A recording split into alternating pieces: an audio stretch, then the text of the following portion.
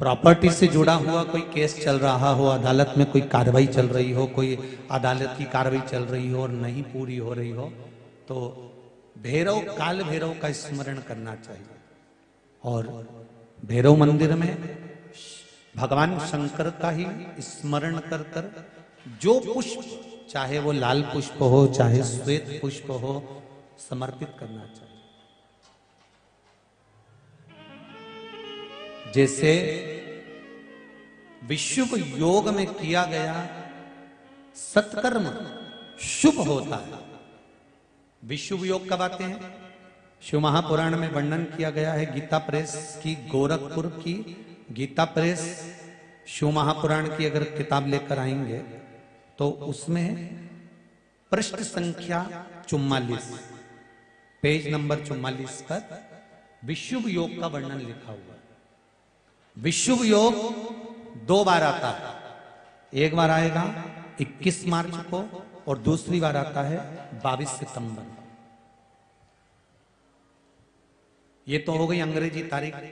हिंदी के अंतर्गत अगर देखेंगे तो चैत्र मास की नवमी और अश्विनी मास की नवमी, ये दोनों को विशुभ योग रहता है।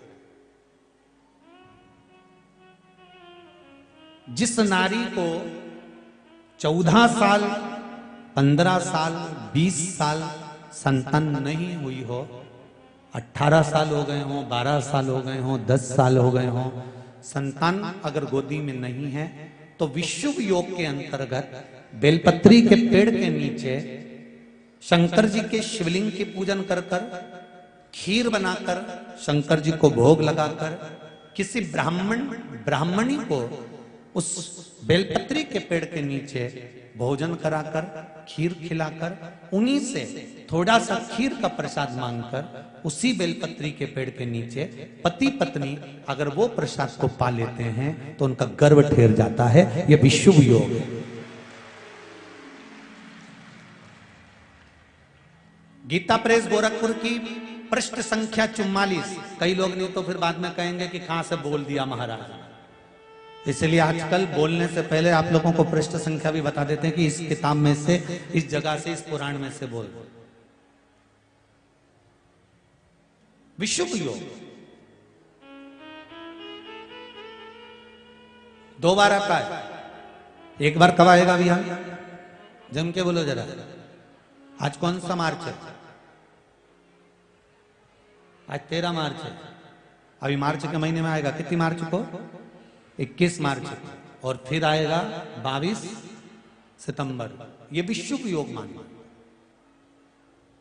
विद्याध्ययन के लिए भी ये प्रबल होता है महाराज।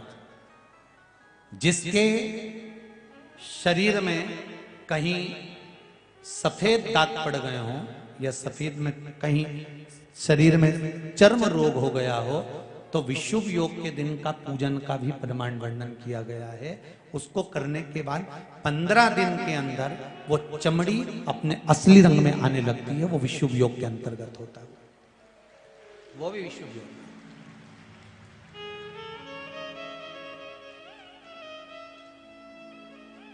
21 मार्च को आए।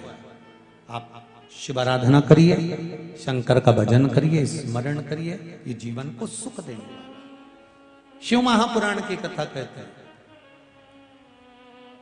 अगर थोड़ा सा जीवन में दुख आ रहा है, थोड़ा सा जीवन में कष्ट आ रहा है, तो उस कष्ट को ये ना सोचें कि कष्ट बड़ा विकट है। नहीं नहीं, शिव है हमारे साथ। भगवान शंकर की, वो कहते ना कि एक राजा के यहाँ एक बगीचा था। उस बगीचे में एक माली काम किया करता था। माली का काम क्या था? बगीचे में जो फल लगते थे वो राजा के यहाँ पहुंचाता।